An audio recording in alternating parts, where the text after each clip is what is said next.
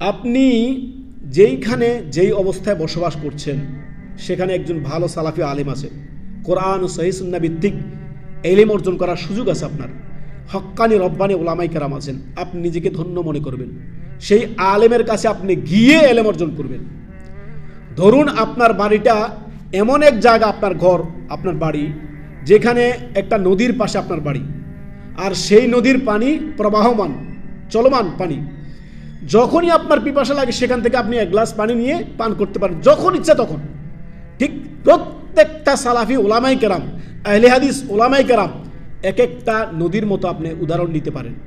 তাদের কাছে রয়েছে কোরআন সুন্নাহ প্রদত্ত জ্ঞান, ওহীর জ্ঞান, খাঁটি বিশুদ্ধ জ্ঞান। তাদের কাছ থেকে আপনি ইলম নেবেন। যেদিন আলেমরা থাকবেন না সেদিন বুঝতে পারবেন। যেদিন আল্লাহ তাআলা আলেমদেরকে উঠিয়ে নেবেন, আলেমদের উঠার মাধ্যমেই আল্লাহ তাআলা ইলমকে কেড়ে নেবেন। আহলুল হাদিসদের মূল দলিল হচ্ছে কি? কোরআন সুন্নাহ, আল্লাহর কিতাব, রাসূলুল্লাহ সাল্লাল্লাহু আলাইহি ওয়াসাল্লামের হাদিস। এটা হচ্ছে তাদের মূল অস্ত্র, দলিলের অস্ত্র। আর বিদআতপন্থীদের কাছে শুধু মুখের জোরের অস্ত্র আছে, বাপ দাদার কিসসার অস্ত্র আছে, মাযহাবী দোহাই আছে, বিভিন্ন পীর ফকিরের দোহাই আছে। আমাদের কাছে পীর ফকিরের দোহা নেই। আমাদের কাছে ইসলামের দাওয়াত আছে তাওহীদ, তাও আল্লাহর জমিনে আল্লাহর দ্বীন প্রতিষ্ঠা করা। দ্বীন প্রতিষ্ঠা মানে কি?